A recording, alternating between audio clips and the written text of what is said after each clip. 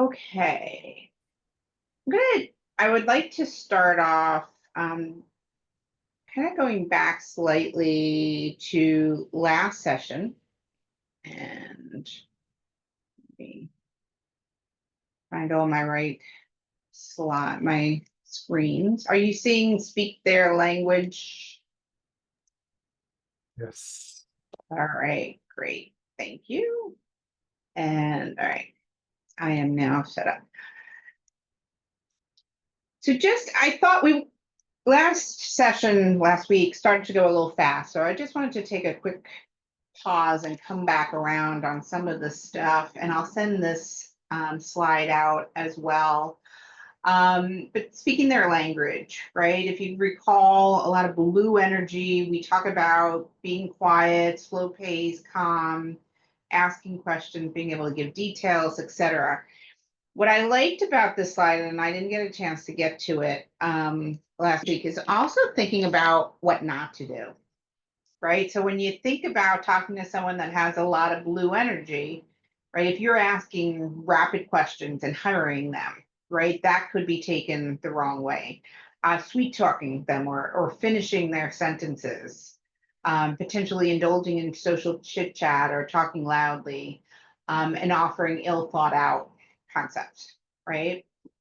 So do you recall on the red energy, what was some of the ways that you want to speak to someone that has a lot of red energy?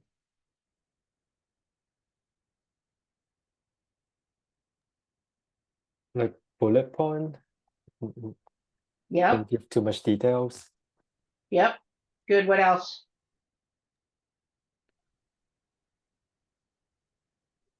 Also action oriented, actionable, right? What to do. Yep. And now, because all my, I'm not going to, I went in the wrong order. So red energy, be short, sharp, be gone, right? Think about it. The bullet points, absolutely.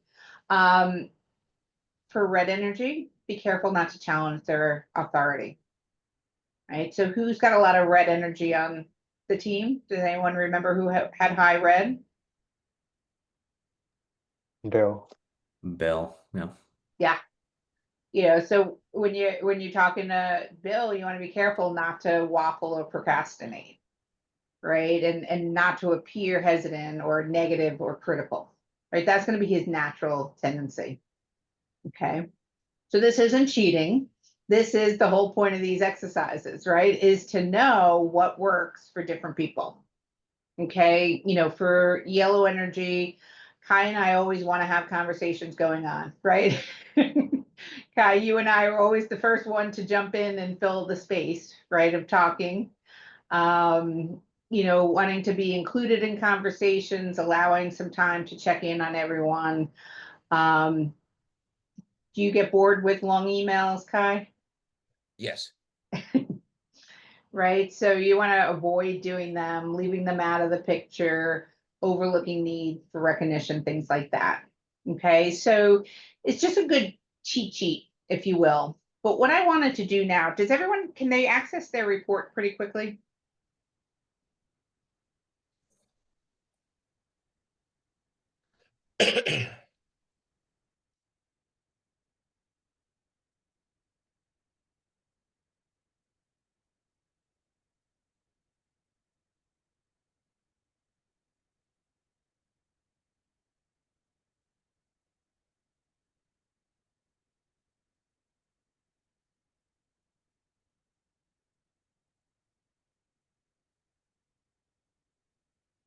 Can you found yours? Kai's got theirs. Asif? Yeah, I just got it. Yep. Excellent. So if you go, I think it's page 13 or maybe 14, where it has your name in a team.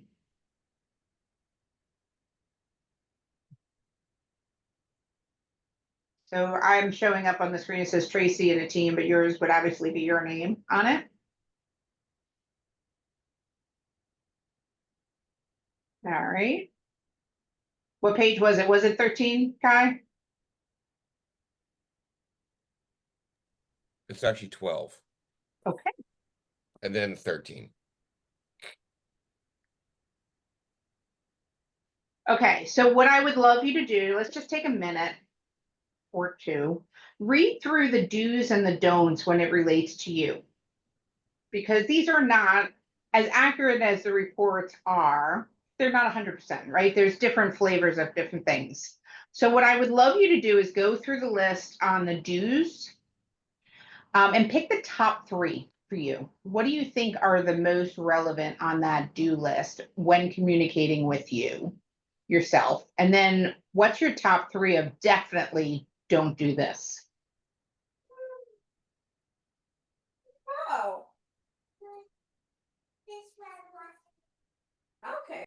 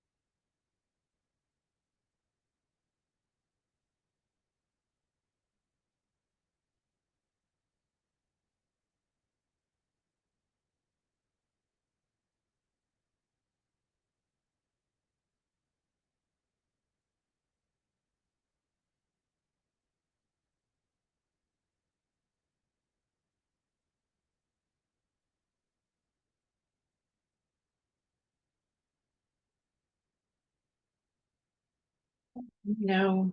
Anybody need more time? I'll need another minute. Okay.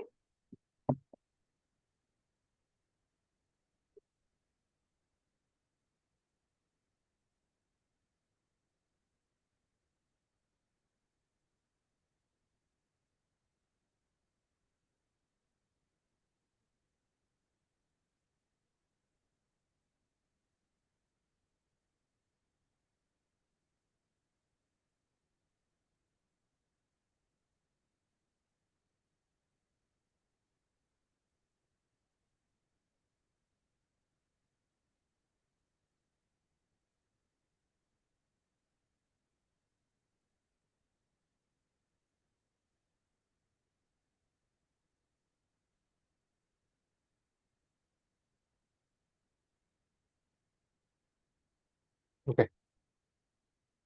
Who'd like to go first and share their top three on the do's and then the don'ts? All right, Kai? All right, so for the dues, it's kind of interesting because I would say the three top dues really have to do well, there are things that recently came up in my performance review and also things that have to do with working fully remote.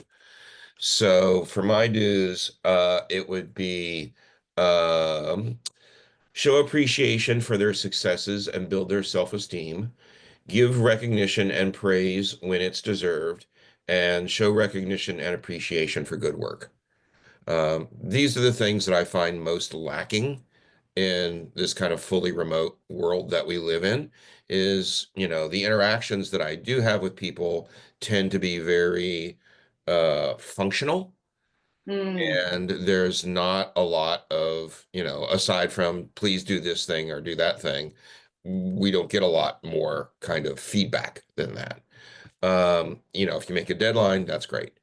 For do not are things that have happened to me more than once in a corporate world. Use your position of authority to intimidate or threaten. I've Mm. actually been bullied out of a job by a CEO, so I can talk all about that. Um, let's see. Uh, hang on, I lost it here. Uh, put them on the spot or criticize them in front of others. Also have had that done, like what I call the ambush meeting, where you walk into a meeting thinking that one thing is going to happen and something else entirely happens. And then ask them to attend long, boring, and ineffectual meetings. Again, which I find particularly challenging in fully remote environments because, as I've said before, when you're just sitting here on the other end of a Zoom call, it's kind of like, okay, what am I doing here? Why are we doing this? So Yeah. those are my top three on each side. Excellent. Anything surprised you when went through this list? Uh, I thought it was kind of funny. Um, in the dues, it's like talk in an animated manner, use your hands. And it's like, oh, so people should talk to me the same way that they talk to a dog to get their attention, right? So I don't know. I thought that was kind of funny. All right, that's fair. Good feedback. See, this is why I love asking the question. Thanks. All right, who's next? I can go. All right. So for my three do's, approach him in a positive but unobtrusive manner. So I think that if there was a theme from the last few meetings, harmonizer has kind of popped up as the main thing. So talk in a measured and sincere manner. So hey, probably putting some kind of metric or hey, this is why I want to talk to you today. Be very clear, that type of thing. And then uh what was the last one? Sorry.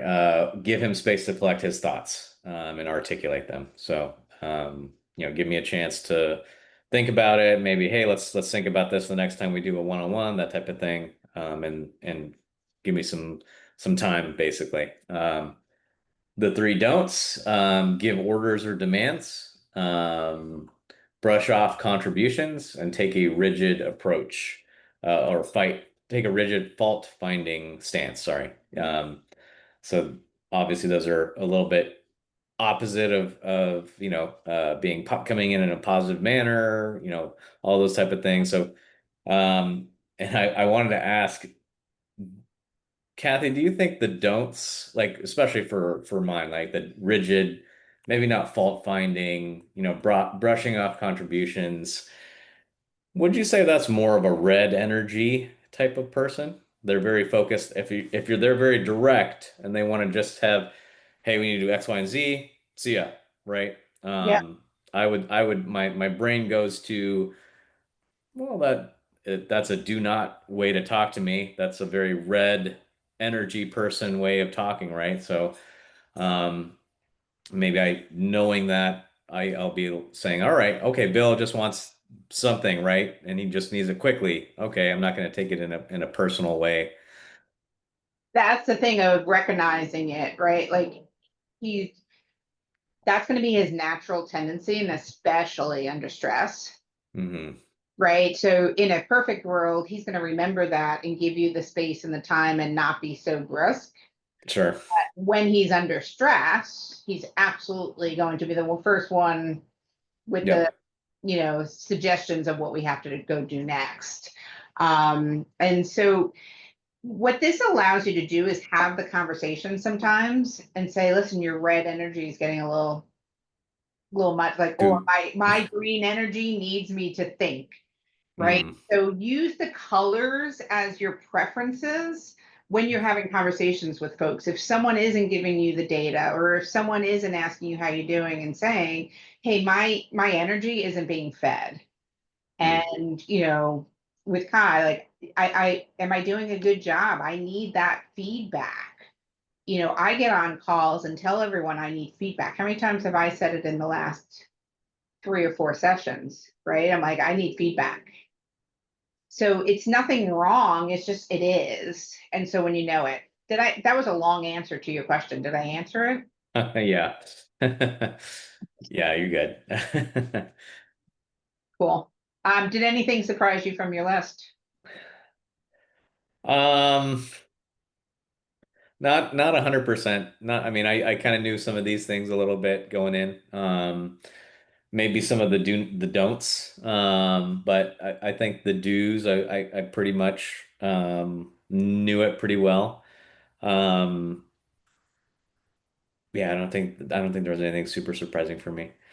Yeah, and don't forget, we adapt, and I know you've adapted a lot on the red energy being in the pre-sales role. Hmm. So we all adapt and we do a good job at it. It's when you're under stress, keep in mind that that's when those tendencies are going to show up the most. And so recognizing like, oh, when I get into that situation, I'm going to forget probably that. So it's good to know that whatever you've adapted could go out the window in that. Sure. So Yep. Yeah, makes sense. excellent. All right, Tin. So my top three do's approach problems with objective questions and logical alternatives. And second one is understand that he needs time to get the best out of him. The third one is be focused on the job and be precise about what is expected. And the three don'ts are work in disorganized or slapdash manner. Second one is push for an instant answer. And third one is use emotion to disagree about some of his specialist subjects. Yeah. Expand on the last one a little bit for me. The last don't, is it? The last don't. Yep. That one is use emotion means if someone is disagree, maybe they use anger or they use sadness, to disagree with something that I'm specialized in. Yeah, don't Yeah. use emotions. Yes, Right. Yeah. yes, like then it will not be a logical outcome. It will be just emotion talking. Does that cause you to shut down Yes, in those situations? Yeah. definitely, yeah. Okay. So that's really powerful to know for yourself, right? So if you are talking to someone that has a lot of green and yellow energy that's getting emotional or passionate about something, right? Knowing it, and look, I'm using my hands. Um, it's good to know, right? And let them know, hey, by the way, if we get too emotional in this, I might shut down. And so owning this is okay to own. Whether it's a perception, whether it's how you adapt, how you don't, etc. Yeah, So I agree. anything surprise you from the list? Let's see. I think most of it match my preference. One of them is say it's funny. Say be careful not to rock the boat. Like it sounds like I have the anger problem. Yeah. All right. Well, and that's why I had to go through them and kind of pick your top ones, because this isn't the same for everyone and everyone's report is different. And that's the thing that's, really powerful, and you get to pick and choose. Yeah. So having this report now, would you go back and change your, the E3 leadership profile at all? Would you add anything in here? Would you adjust?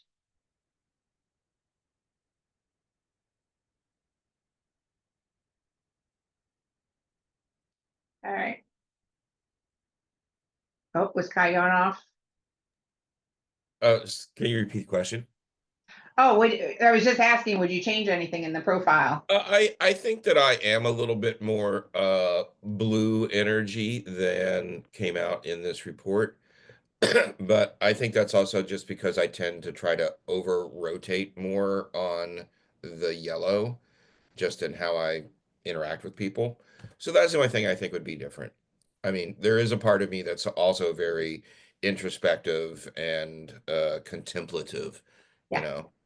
I So think we will. Yeah, that's good. So my recommendation, if you haven't already done this, grab your the colors, energies, and add it onto your E3 leadership profile. Remember that was the Excel spreadsheet.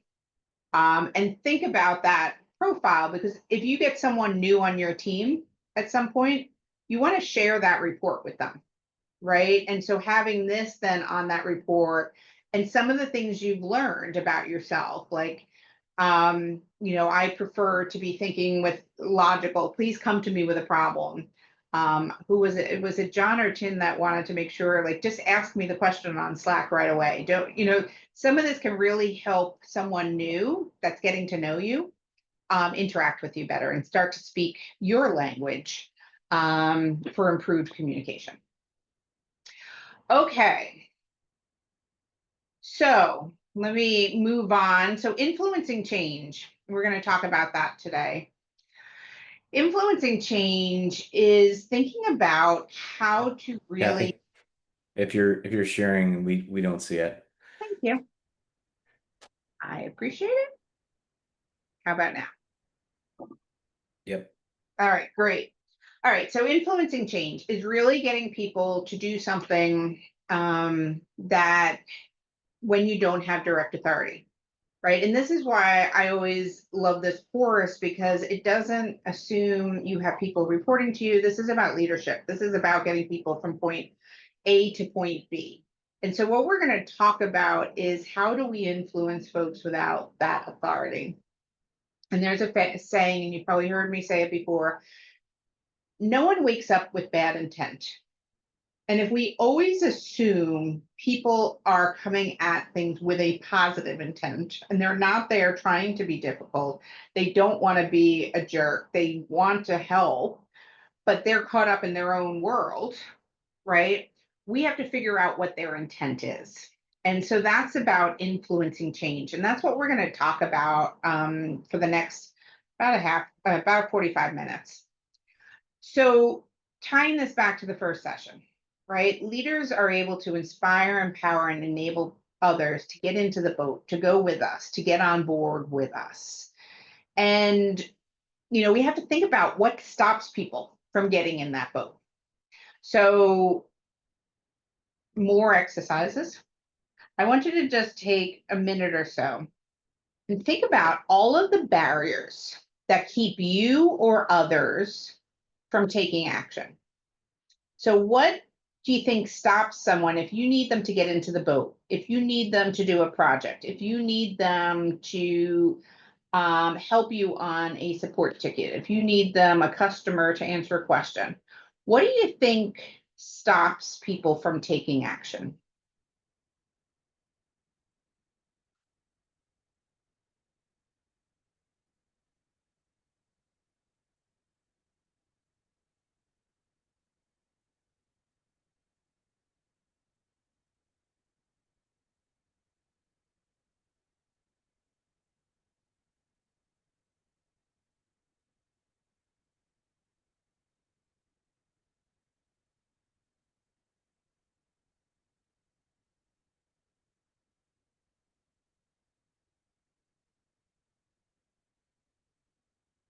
All right, we can do this a little interactive and brainstorm together.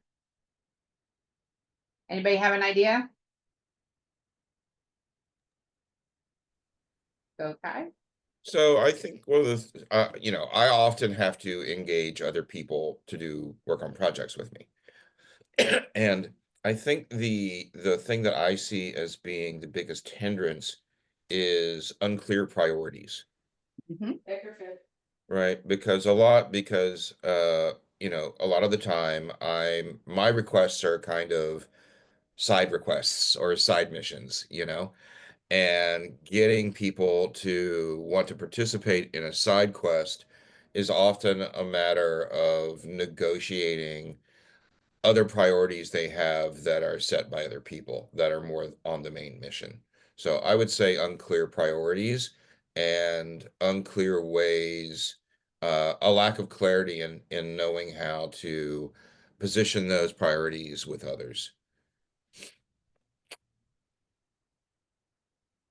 Yep, good. What else? And I was gonna say, sorry, Kai. I know I'm sitting on one of those requests for you, side requests. Not knowing maybe all the details.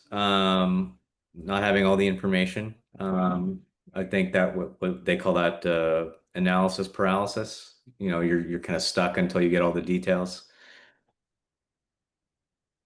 Yep. What else?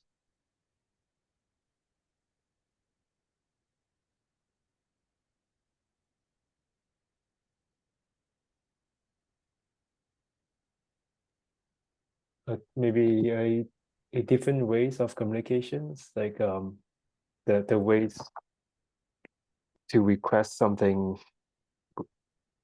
is different from different teams. Like some prefer Slack, just as in Slack, some prefer to submit like a Jira ticket.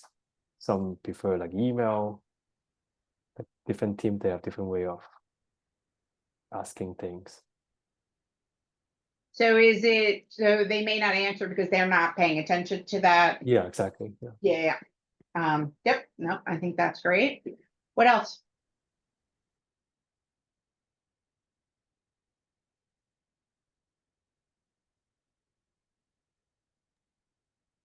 I'm not quite sure how to I think it's kind of similar to my first point, but um it's not my job. Yeah. That's happens a lot. Yeah. What about fear? Do you think people could have fear of something? Well, I think that's kind of inherent in the unclear priorities and not my job. Because that's kind of a fear response. If I do this thing, will I get in trouble for it? Or will I get in trouble for working on this thing and not this other thing? Yep. What about fear of embarrassment? What if I got it wrong? You know, it's, I think we need to think about what's going on in people's heads of why they sometimes don't do something. Right. And I might get it wrong and I don't want to get in trouble that way. So when you were going where I might get in trouble, Kai, I was thinking of it, oh, what if I screw up and someone finds out, right? Like, is that could be worse. There's a lot of people that have been reprimanded for something, so it's just easier to not do it.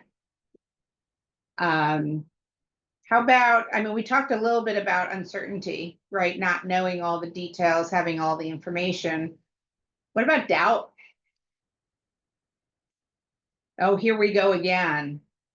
Oh, why are we bothering? We've done this before. You ever hear that when you're, or does that go through your mind at all? I've actually had that very same response to something recently. So yes. Yeah. Think about all the things that stop you from and things that frustrate you personally, right? Other people have the same responses. So when you're trying to get someone to do something, that could be part of it. What's some other things?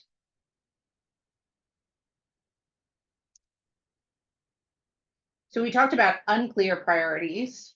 What happens if they don't have enough time? Right? I don't have the time. I don't have the skills. What else might be there?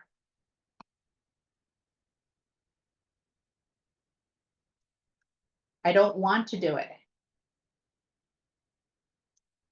Or it bores me, right? We talked about long meetings. That's just something that we don't like. Okay. You see where I'm going on this? There's a lot. It typically, and this is the part that I'm really asking you to do is it's unclear priorities, things like that. But there's also a lot of fear, uncertainty, and doubt that we all carry around with us. And ego would be the other one. And I'm going to share with that in a second. But think about when you're asking someone to do something, all of this is coming into play. And you have to help navigate through all of that. So you've probably already heard this phrase, right? The only constant is change. Change is something we are always dealing with all of the time. The other thing is we naturally resist change as a human species. That unfortunately is most of us are naturally opposed to it. Not to say that it's impossible. You know, you'll often hear the term change is hard. Well, it's not impossible, but it's just that we're hardwired to resist it. And if you think about the cavemen 50,000 years ago, right, we've been conditioned to prepare to handle change. And we have two kind of reactions to it, fight or flight. So when you're working with someone and you're asking them to do something different, you're asking them to do something out of their level of priorities or things like that, or, you know, with fears or things like that, we're just naturally going to resist it. We don't mean to be against it or cause problems, but that's just our natural tendency. And then the other thing is people adapt to change individually. There's no one way to say that I'm going to adapt the same way that tin is versus acid. Like each one of us react differently. So when we're talking to folks, we have to think about how they may be adapting to this and what's important for them. And then the last one that I always keep in the back of my head, these are mantras going on. When someone can't get on board with you or they're not doing what you need them to do, asking the question, if no one wakes up in bad intent, what is their motivator? Why do they care? Why would they engage and help me? So 92%, anybody know what this number represents? This is the number of individuals, teams, and organizations. There's multiple reports out there of how many people fail to hit their goals. I got Tim looking up on that one. He was like, oh, right. That means 8% are successful. So you really need to stop and think about, okay, what are the 8% doing differently and why? Because our job when we talk about leadership is to get people from point A to point B. So to do our job is about leading through change most of the time. So we're always thinking about what's it going to take to get people to go from point A to point B. And there's two elements that you can look at it. You have your motivators that can help people get on board, but then you also have the detractors or the barriers that are going to hinder that success. So recognizing what these are, you can start to change how you approach things, what you say, how do you position it for folks to help you through that change. So I use the term, what's in it for me, with them. And that's what motivates different people. If you're familiar with Maslow's hierarchy of needs, like this is I call this the business version of it because it kind of starts with that security side of people need to make sure that they know they have their back, right? You care about them. Because if I don't feel comfortable and someone doesn't have my back and I don't feel a trusting relationship, I'm probably not going to show up the best I can. But if I feel secure, I'm excited, I know that I can open my mouth and I'm not going to get ridiculed. I'm not going to get bullied, right? Pick the words in there. If I feel secure, I'm going to show up better. If I know that I have the skills and I have the knowledge, I'm going to feel more comfortable to show up. And so I want to make sure that I'm giving people those skills in that area for growth. And that's a motivator for me, that I'm going to learn something from this. I want to feel included. You know, each one of us, we've talked about, you know, diversity of how every one of us shows up differently. People want to feel like they're part of the team. You know, the diversity is appreciated and shared and included. People want to know that they're part of a winning team, that rewards, they're going to be rewarded if they do well, and they're going to be held accountable if they don't do so well, right? And everyone is looking for purpose. So these are different motivators that help people get on board. So if someone doesn't seem to be answering the questions in the manner you expect, if you need them to engage, et cetera, think about, do they feel secure? Do they trust me? Do they have the skills and the knowledge to grow? Do they feel included? Do they know what success looks like? You know, and do we have a good purpose? Do they know the why about this? So I'll give you an example. I had one gentleman on a team I was working with. And he had shared with me that he really wanted to open up a food truck. That was on his E3 leadership profile. And as I was working with him, oh, and he also hated doing any Excel spreadsheets. He had shared that with me as well. And I said, okay, but in this role, I needed to do Excel spreadsheets. I get you hate them, but we need the data somehow. Let's talk about this. And so what we were able to do was put it in the context of the food truck. I said, so how will you keep track of what food you need to order and the ingredients and what's on the menu and how, because well, I'm going to probably need to have some kind of tool to track all this detail. And I said, yes. And that's why we need it for this part of the business. So if you work through this, then you're going to be learning skills you can use for your next venture, right? So helping people reframe it to see, oh, if I do this, this can help me somewhere else, right? That's the what's in it for me and the motivators. Does that make sense? Okay, on the flip side, it's the feud, the fear, ego, uncertainty, and doubt. These are your barriers to success. You know, a lot of what we just talked about. I'm afraid of making a mistake, looking stupid, getting hurt, letting my teammates down. Right? I don't care about my team. There are egos sometimes, unfortunately. As long as I'm taken care of, right? That's going to be a barrier. And if you know someone has that ego, how do you break that ego down? How do you build the trust? There's often a lot of unclear understanding of roles and responsibilities. And Kai, you were spot on when you're trying to get folks on board, right? We don't spend enough time putting that clarity out there of what does it look like? What does it mean? How do you do it? And then there's doubt that we're dealing with. Okay, so just always keep this in the back of the mind. If someone's not getting on board with what you're asking them to do, think about one of these areas. Can I change how I'm positioning this? Do they potentially have fear? How can I ease that fear? Do they have doubt?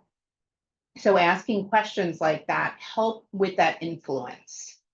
And that's where you're really balancing all of this, right? When you think about, you have to balance someone's with them, you got to balance the feud, but you're also balancing the workload. And that was another big one. Like, how do you get the priorities set? How do I get someone to really look at my priorities over their priorities, et cetera? And this is where you need to think about all of this of what it makes sense and what's going to work. And the other thing to layer in, remember, we all have our own personal needs, right? We have our values, we have our behaviors, we have our energies of how they show up, past experiences. All of this gets into the mix. And if I was to boil this down to one thing, it's having awareness, right? So if you're not able to get something that you need or work with someone, being aware and thinking, being that detective, like, what am I missing? Did I speak a different language? Do they have a different energy from me? Are they having a bad day? Like, there could be a million and one things. But if you start with assume positive intent, then you go on that fact finding to understand what's happening. Maybe I didn't communicate well. Maybe I didn't explain it well. Maybe they don't have the skills. How can I help them?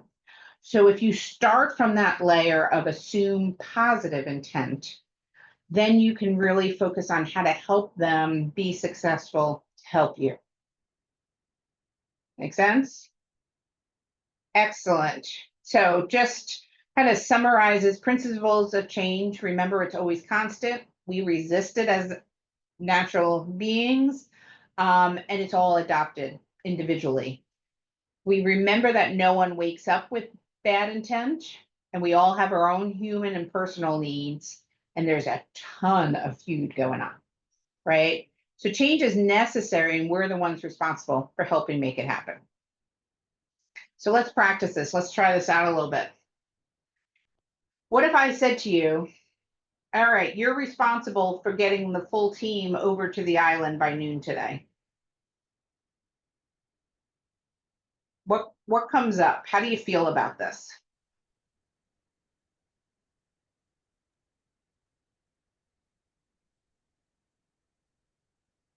Fear. Fear of not able to do it. Okay, absolutely. What else?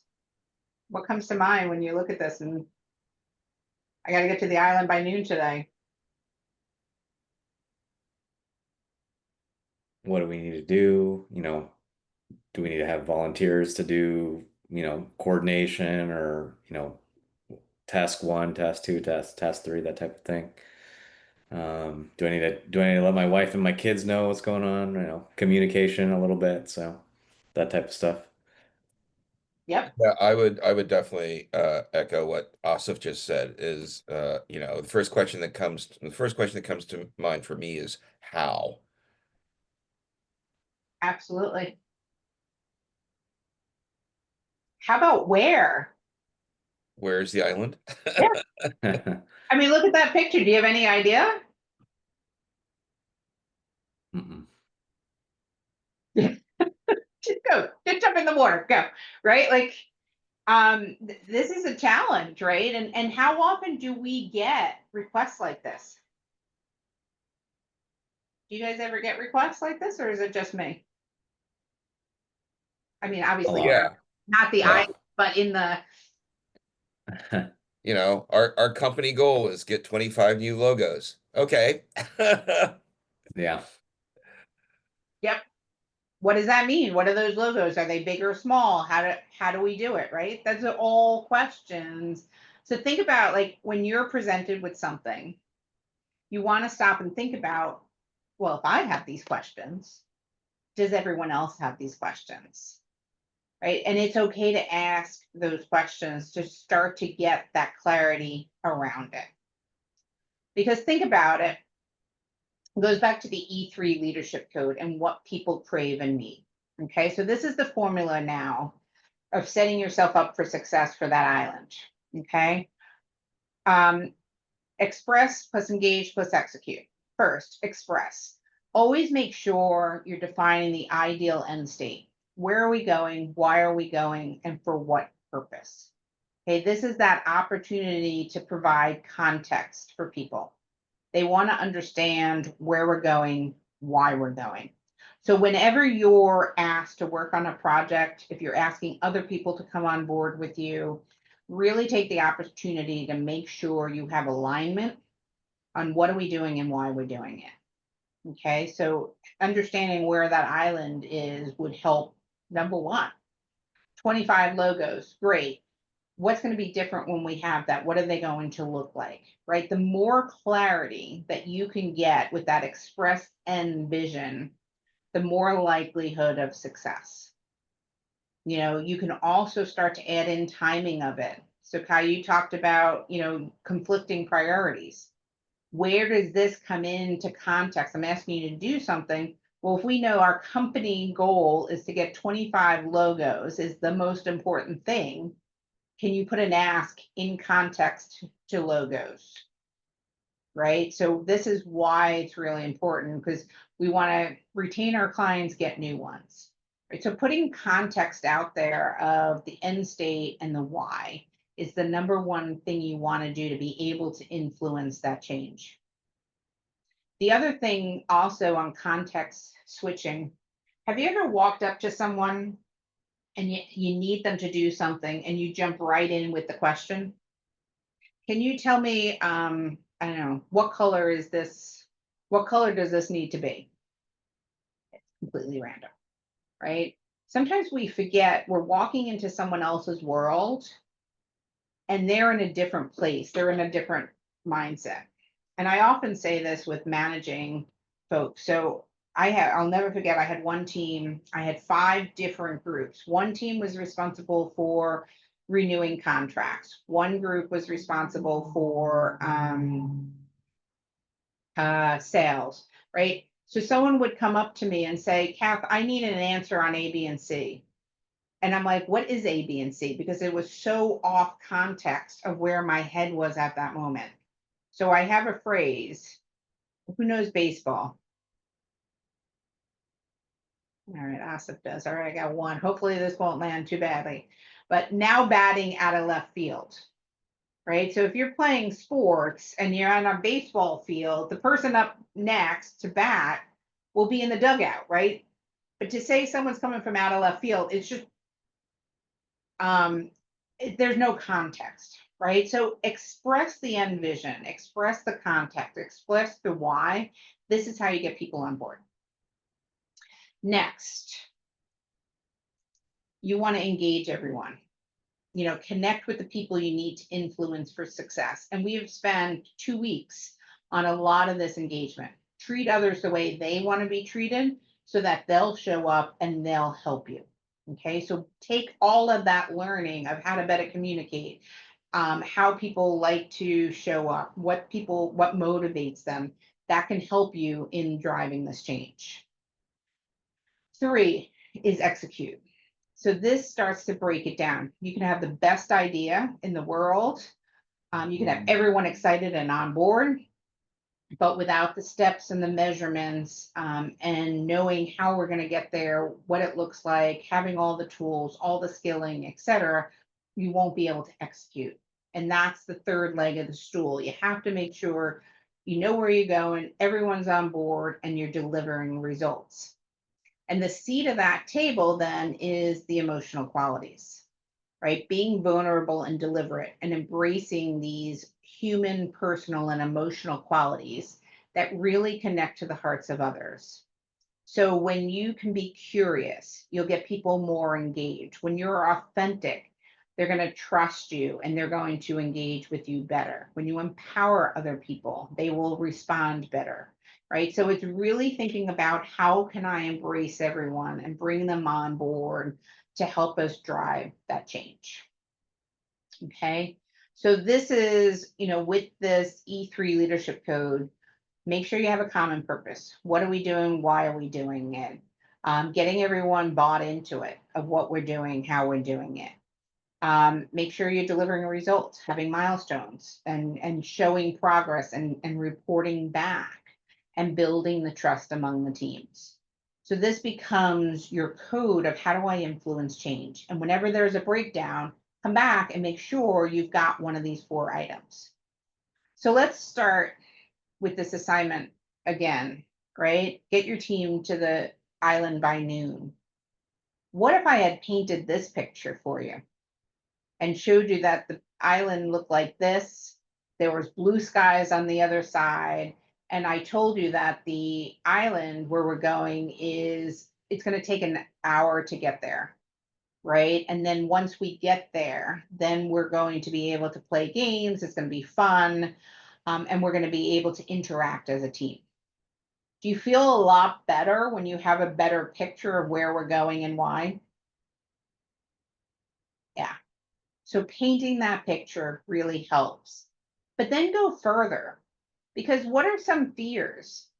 Does everyone like the beach? Nope. Does everyone like the sun? No. Very distinctly, no. Yeah. And I get that, right? And so, first you expression, hey, we are going to the beach. It's only a mile from the shore, right? We want the opportunity to get to know each other in a relaxed setting. So, and we're going to celebrate. And the idea that this is a happy occasion, it's celebrating. But that engagement now is recognizing, trying to meet everyone's needs. So there'll be something for everyone. Some people do like the sun. People would rather have the shade. There'll be water and sand, but there'll be also an indoor space you can go hang out, right? So if you can think about all of the fear, uncertainty, and doubt people might have, then see if you can't come up with solutions for everyone so that everyone can participate and have fun. Maybe the answer is it's not required. If you know people are really going to be opposed to it, you have an option. You can opt out, right? So trying to understand what is your objective and express that end vision. So if we're really wanting to celebrate, I really want everyone to be there. But if you don't want to, I get it. Okay, so it's about the 360 of thinking about everyone that's engaged and what's it going to mean. Sorry.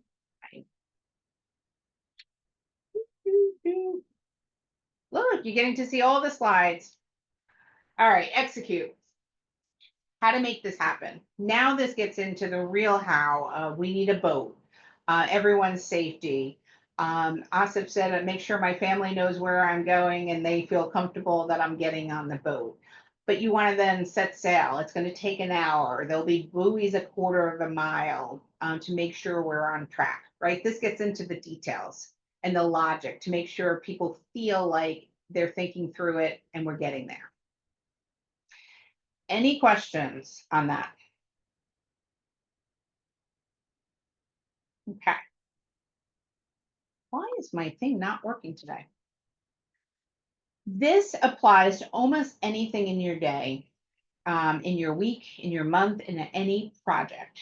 So if you ever get stuck on something, ask yourself these questions. If someone's not participating, if you're not able to get a project done, if you don't know how to prioritize your own stuff. I'll give you an example. I was heading on vacation. Oh, I am heading on vacation tomorrow. So 2 weeks ago, my to-do list was massive, right? I had about 100 things on my to-do list and I'm freaking out. And I'm like, how do I prioritize this? So I decided to pick a point in time, which was tonight, the night before vacation. Yeah, I don't know. I have this feeling when I lie into bed finally, when I'm done, whatever's done to go on vacation, I can then relax. And I know that feeling. So I expressed the envision of I want to be able to climb into bed on Monday night, relaxed, knowing I have finished all of the most critical things. So I expressed the envision for myself. And then I said, okay, what are the things that have to get done in order for me to feel that way? And I jumped to the execution side. What are the steps I need to do to execute to feel that way? Okay, so that was the next thing. So I know what I want to do is I'm going on vacation. I want to feel relaxed. I don't want to work. I want to know that everyone else knows what their roles and responsibilities are. So, what do I absolutely have to get done?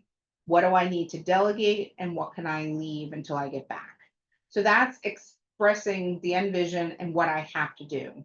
And then I thought about who I needed to engage in this process. My husband was a big one, making sure he knew what he had to get done on that list. Imelda, chief of staff, who's on with us today, she knows I'm going to help Kathy out to get these things done before she leaves. Right. So it's making sure you're thinking about it on who do you need to engage? What do I need to get done? And suddenly my list of 100 things started to peel away. I'm like, these are the most important top 5 things have to do. And that became the priority. Okay, so you can apply this in a whole bunch of ways. Questions, comments?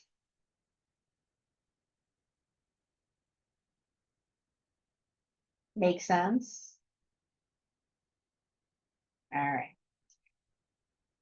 Did you guys get a chance to look at the worksheet? Did you pick a project to bring to today's session? Nope, I did not. Sorry. Unfortunately, I did not either. I completely overlooked the homework. That's fine. Same for you, Tim.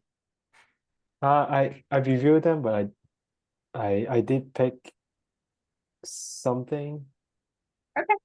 Yeah. Well, why don't we take a minute now? So what I'd like you to do is think about a project or initiative or something you worked on. You can pick it as it could be successful, could have been the biggest failure, whatever.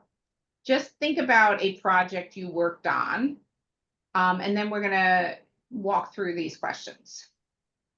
All right, so I'll give you a minute to think about a project that would be relevant.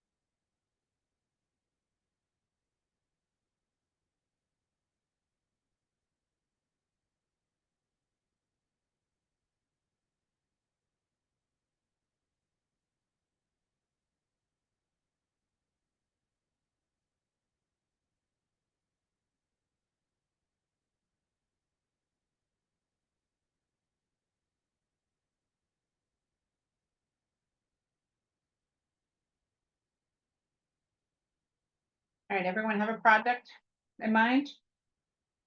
All right, I'm going to ask each of you to explain your project and tell us a little bit about it. Who wants to go first?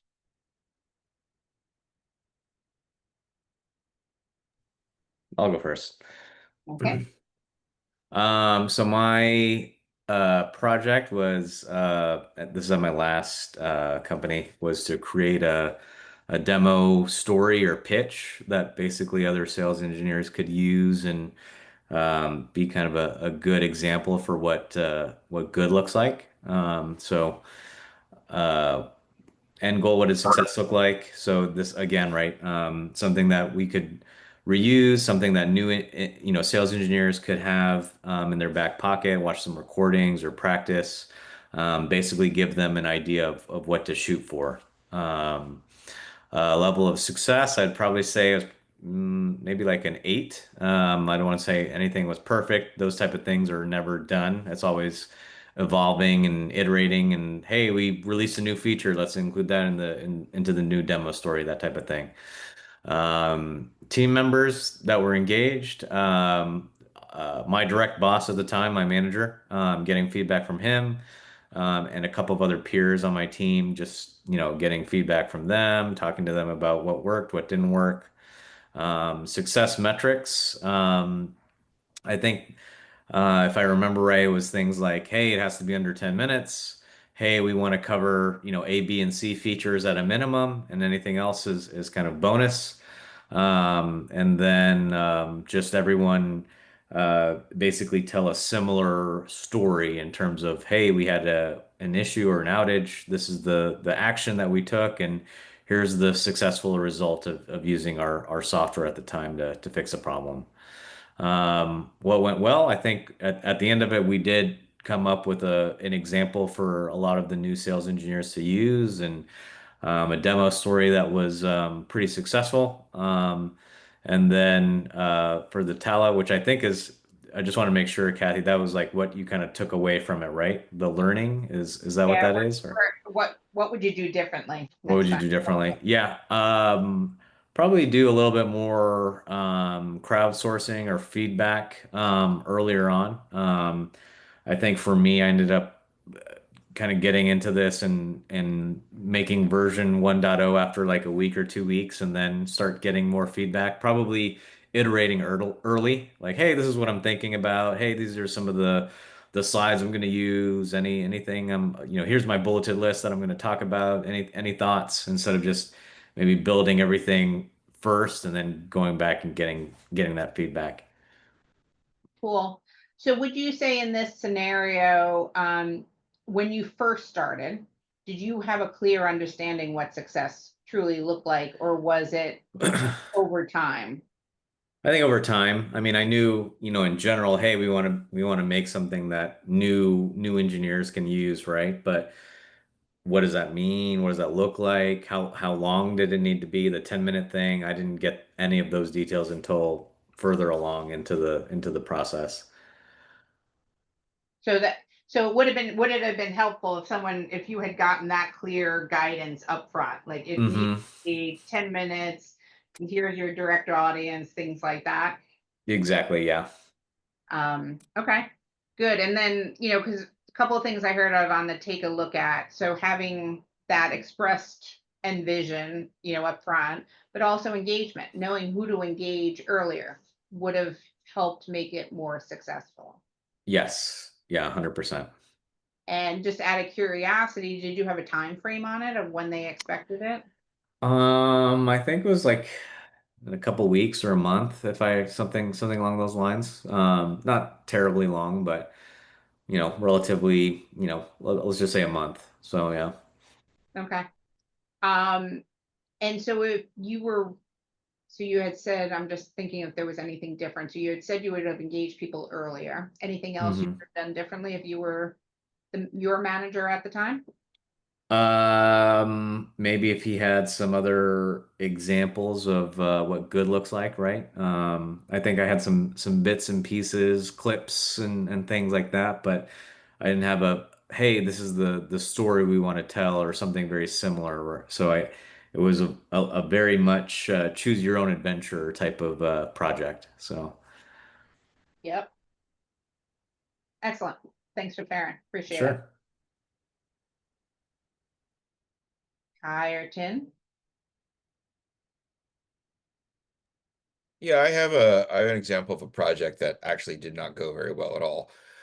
So, about a year and a half ago, we identified a problem with our onboarding process where customers were getting to a specific point in the process and dropping off. And it was pretty clear why this was happening, but we weren't really doing anything to address it. So I started working with various people to come up with a proposed new onboarding path, a new onboarding process. And so, I set this up as a proper project. It had Jira tickets and everything, and I was engaging with the product manager and several other people who were involved with putting this together.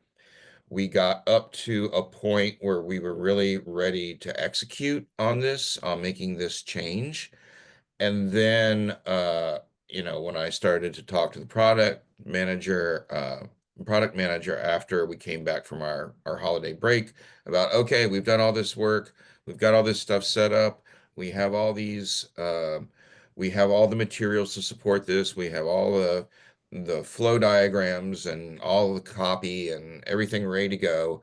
We just need engineering to do this one thing. And he said, well, engineering has other priorities. And so the project just died at that spot. Yep. Okay. So I think the lesson from this was thinking that I had engaged with all the right people and that we were all on board with the why and how, but then realizing that there was another level of engagement that I was depending on the product manager to undertake, Mhm. that I probably should have done on my own. Yeah. It's one of the things, I think that's really good insight. When you're looking back on it, one of the things I like to do is an engagement map. And I'll show you something similar, but really putting out there who are all the people that we should consider having to touch on this project, and thinking about, do I need to do anything, and talk to them early, right? It's really powerful. Good. And here's from an executive sponsorship, right? So you all had figured out there was this problem. If you look up the chain of command, did you have the right stakeholders involved also on those that can help prioritize and clear the path for you? Yeah, I think that was kind of an issue at the time because our leadership was in a bit of a flux at that point. And I thought that the product manager was probably the highest level that we needed to engage with, and that turned out to not be the case. Yep. Good. What did go well that you would repeat? Well, I have a lot of good materials to support this project should we ever decide to do it again. So there you go. Well, and so that's interesting, Kai. Like, is this something you can, like, thinking through now this E3 leadership code, right? And some of the stuff we've talked about, would you take another stab at it? Uh, I think I learned a lot of things from it that I might apply to a different project. But I don't think that this particular one would be successful right now. Okay, fair enough. Thank you for sharing. I appreciate it. All right, Tim. Uh, I was recently involved in the project where we moved to a new support portal, and so the end goal is to successfully move all the customer to the new support portal where they submit tickets. We can see it there. So that will be the end goal. So the level of success, I would say around 6 or 7. And was engaged. So the entire support team was engaged, and yeah, I think mainly just the support team and the success metrics. That I'm not sure if there was a success metrics at the time. There was just the goal to move the whole portal to the new one, and yeah, there wasn't any like. I think it's just the end goal is just to move everyone, but there's no Well, you probably had a timeline, right? Like, yeah, there was a time, I guess. and then probably no tickets being lost, Yes. right? And probably I think there's some inherent ones that are there Yeah. to think about it. Yes. Yeah. Yes, there were, but what I was trying to say, there's no, how to say this, I forgot the term. There's no milestone to this project. Yes, but there It's just was. like all or nothing kind of thing. Yes. Yeah. Okay. Exactly. So what went well is we eventually moved everyone to the new portal, but it was not. We missed some customer in the beginning that we didn't notice them before, and then what else, like the hero crew support ticket didn't go through, and the ticket status wasn't very clear, like when it was completed, so we closed them or not. That part was not clear, and the chatbot also not really working for the customers. They want to review the question they asked before, but then for some reason they didn't get it. Not all of their employees get the message. And what else? So we just mostly just when issue came up, we just fixed them along the way. We didn't really have a well-planned project. Yeah. And yeah, it was really done in a rush. So So what's your learning? We'll take a look at what would you do differently if you were involved in this project again?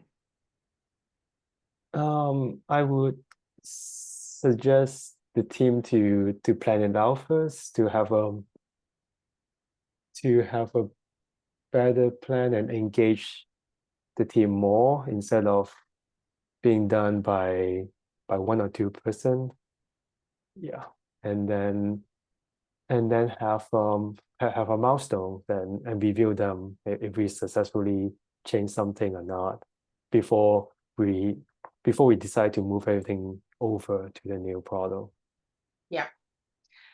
Yeah, so I think you've got the perfect example there. Like, I don't think the end vision was well expressed, right? It was, okay, we're going to a new system, but what does it look like for the customers? What's that timing? How are they going to feel, right? There's an opportunity in these projects to think about the end goal and what it looks like for all of the stakeholders, right? And then making sure you engage all of those folks. And then your milestones is a perfect example of, do we need to test? Do we need to have a no-go decision, right? Things like that. So Yes. excellent. All right. So some key takeaways as we finish up here. So 90 to 90, it's really 92, but we'll say that people are getting bad. So 90% of people really fail to reach their goals because they're missing one of those key elements of that E3 methodology or leadership code, right? And a lot of the times it's fear, ego, uncertainty, and doubt that keeps us from really succeeding in those elements. Okay. And if you think about it, when we don't engage everyone, when we don't really express it well, that's when we miss out on some of the opportunities. So, but also leveraging the WIFM, right, is how do we understand other preferences and explain why they want to engage. It sounds like you guys were all, sorry, I don't mean to always use guys. That's something I just tend to do. You all really had I don't want to say luxury, but you were having everyone on board, right? Pretty much the team members. I think where the opportunities was making sure who are all the stakeholders that they were included, right? And those that were included were participating, which makes it a little bit easier. And change requires repetition. And on this one, I have a term that I use 7 times. And this might sound exhausting, but until you share with people what you need them to do, sometimes you have to explain it 7 times in 7 different ways. So we have a tendency to think, well, I told you, so therefore you should do it. And if we really stop and think, assume no one's waking up with bad intent. And so we assume positive intent. We assume they might not have heard us the first time. And we can share that context and the why a couple of times. It will help people prioritize your stuff. Because what we talked about in the very beginning is we are all competing for time, resources, energy, right? We all have a ton of stuff on our plate. And that's a reality. And so, how do we get people to prioritize our stuff over something else they're doing? And so, we need to really stop and think about what is going to encourage them to participate and really help get the project done. Any questions, comments, concerns? All right. So, congratulations. You oh, I love it. Look at Kaya's screens going, all the fireworks are there. So congratulations on achieving the boot camp. You will get in your email today a certificate of achievement.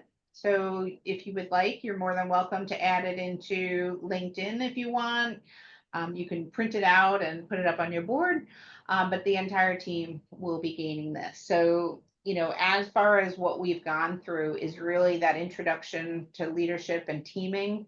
We talked a lot about awareness, working with others, and how to influence change and move things from point A to point B. So one more reflective exercise. Was there a question, Tim?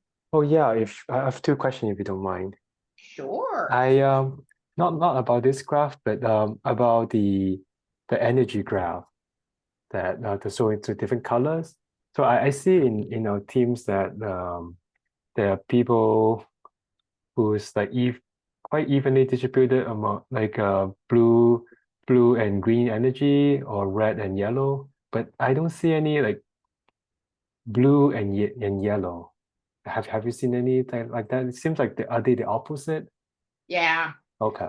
It's definitely unusual if you have high blue and yellow energy because they are opposites. Okay, I see. This is same for red and Red and green. So Yeah. they're opposite too. Yeah. It does happen.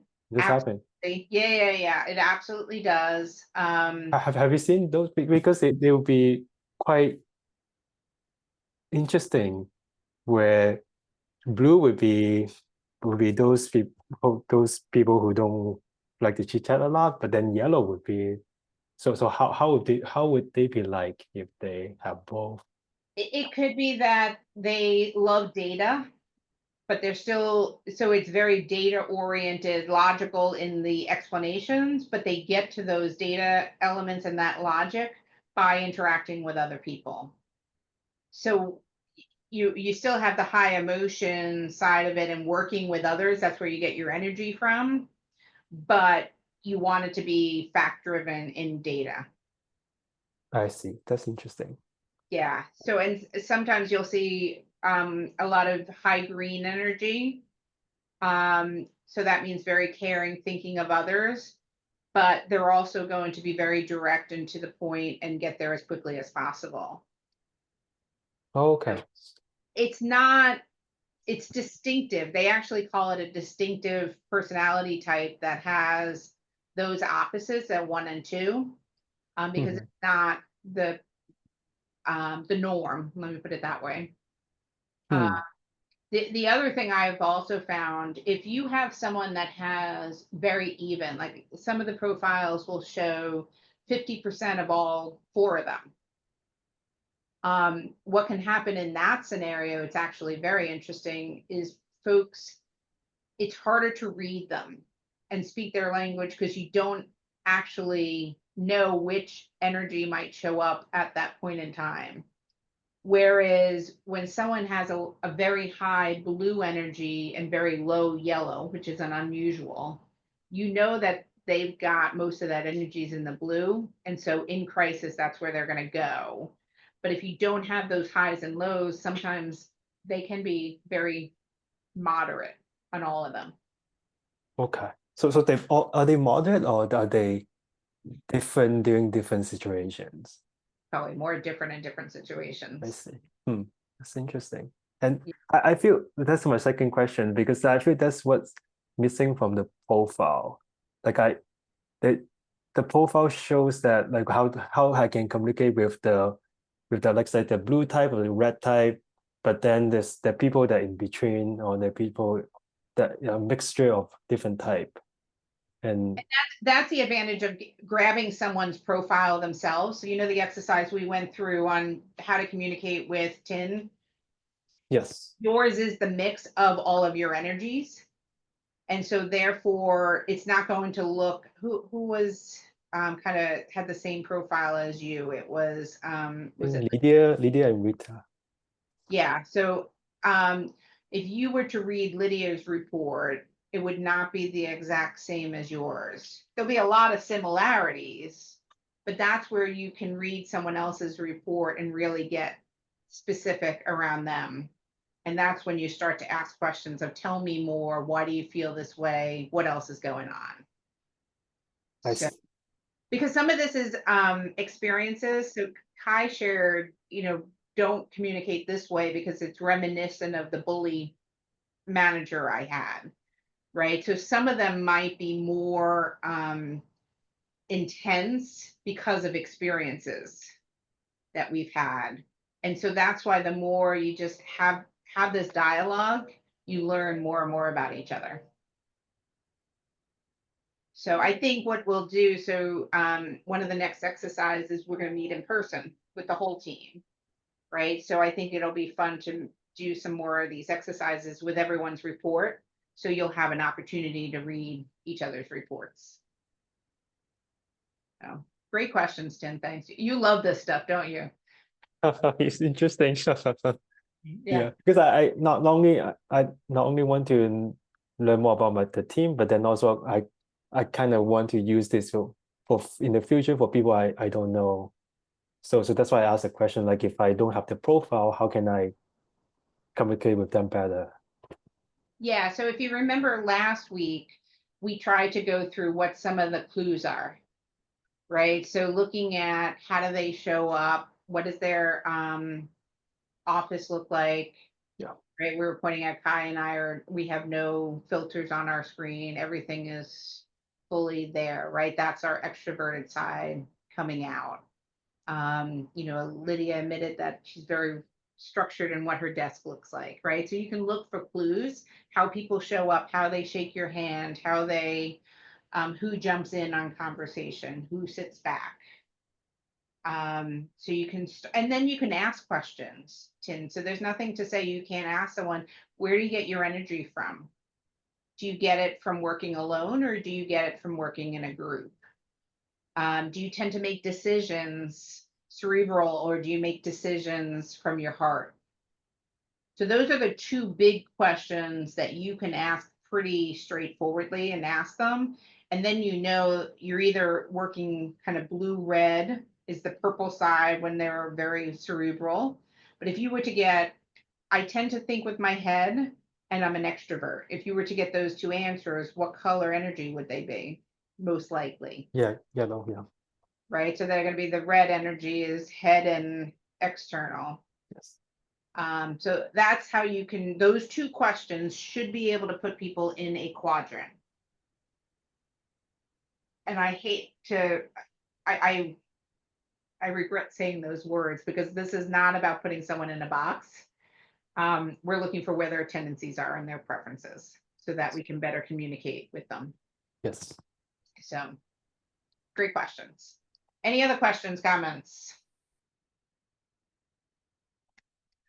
Alrighty, then we have one exercise left on the reflection.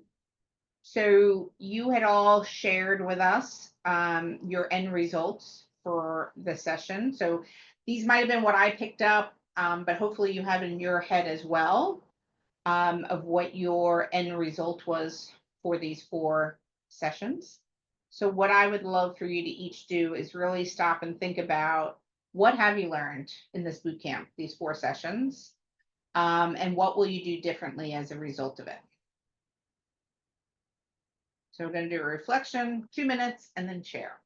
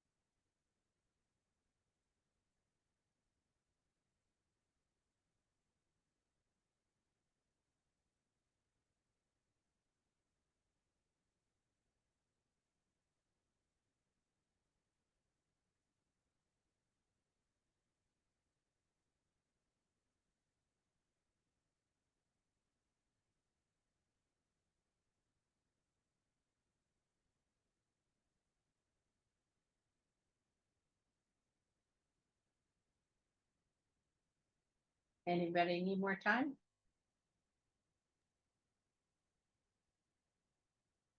All right. Kai, are you volunteering to go first? Sure.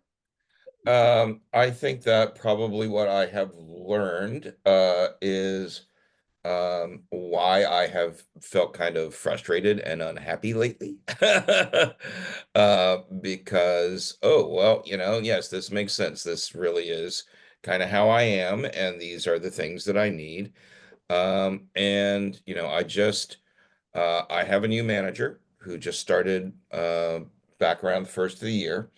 And it's been very helpful in me having conversations with her about, okay, so, here are some things that I need that would make me happier and I think enable me to be more effective.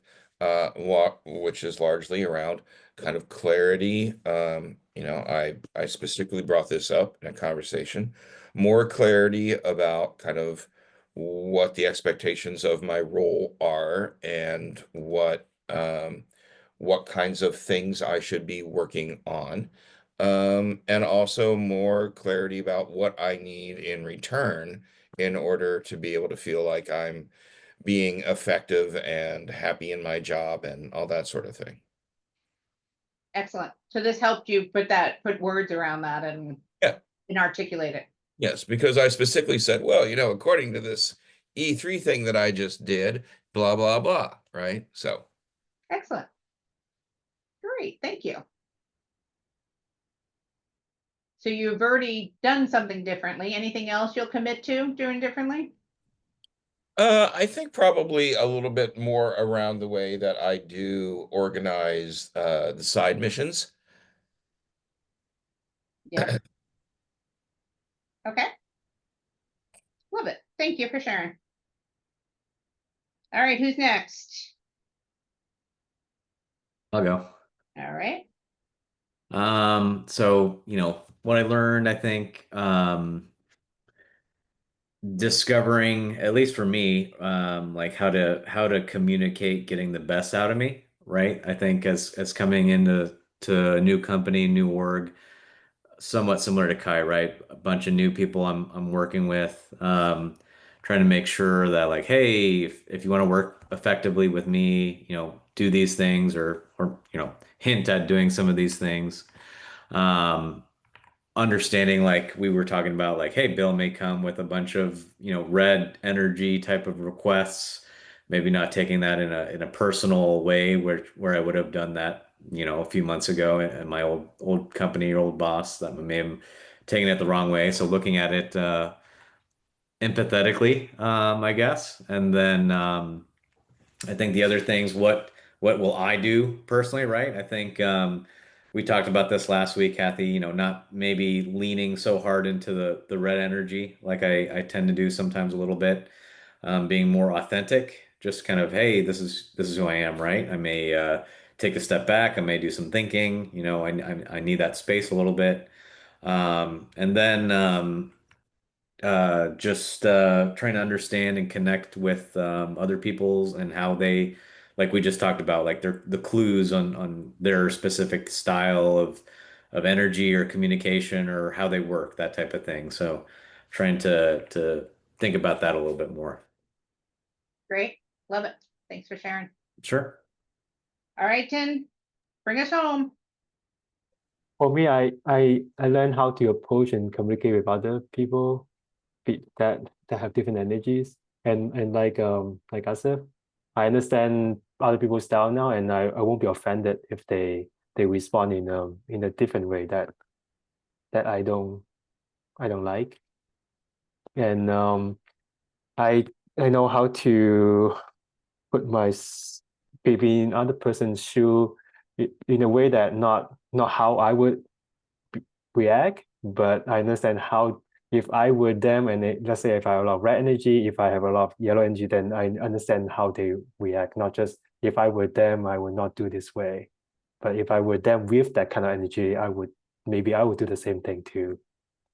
And then also because I have low yellow energy, so I can reserve my energy and be more effective instead of just giving up. And I can choose my battle, yeah, and not fight with not do unnecessary fight. And I'll say, like, let's say if a person with a lot of red energy already decided something, I won't argue unless I have very clear evidence that their way is not ideal.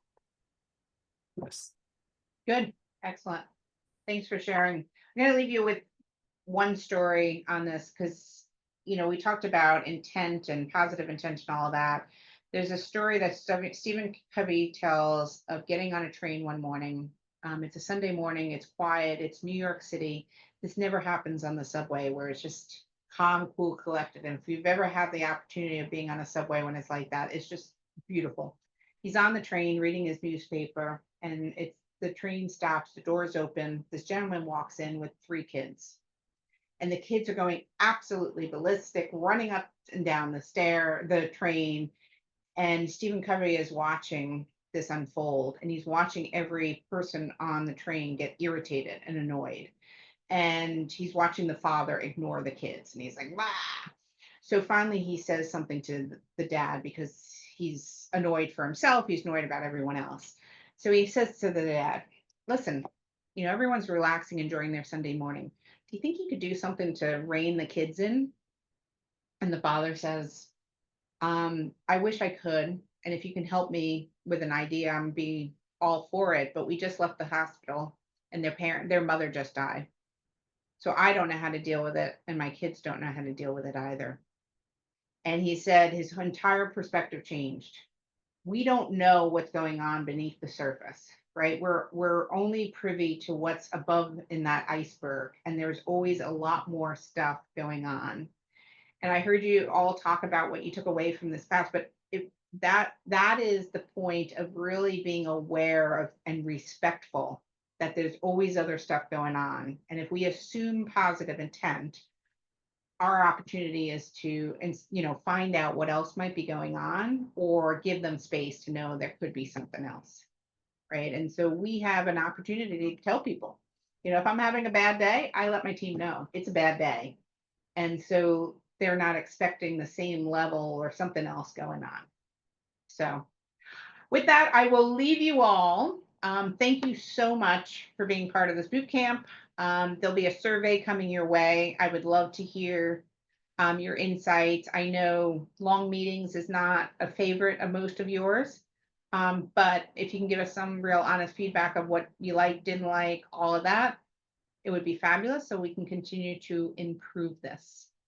And in the meantime, I will see you on May 8th. So we're going to continue on with the practice, bringing the whole team together. We'll be meeting monthly. And if you have any questions in the meantime, always feel free to reach out to me and ask. So excellent. Thanks Thanks, all. Kathy. Appreciate it. Thank you. Thank you. Have a good one.